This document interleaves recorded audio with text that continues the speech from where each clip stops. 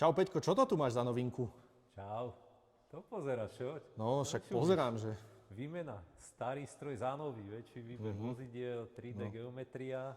Super, Hej. no, akože... Takže treba si priznať urobiť geometriu, pretože odporúčané je to každý rok skontrolovať, pretože po Jasne. tých našich cestách to není Boh ví co, No, vieš. však to je akože také, Aj no. človek, keď prezúva, všimne si, že sú tie pneumatiky zodraté, takisto treba skontrolovať geometriu, lebo potom trpia gumy a vieš, ak to je.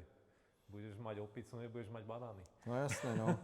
A však potom zoderie gumy a potom vymieňať gumy, akože tiež to nie je najlacnejšie. Však práve. Táto geometria je určite lacnejšia a to auto potom ide v pohode, no.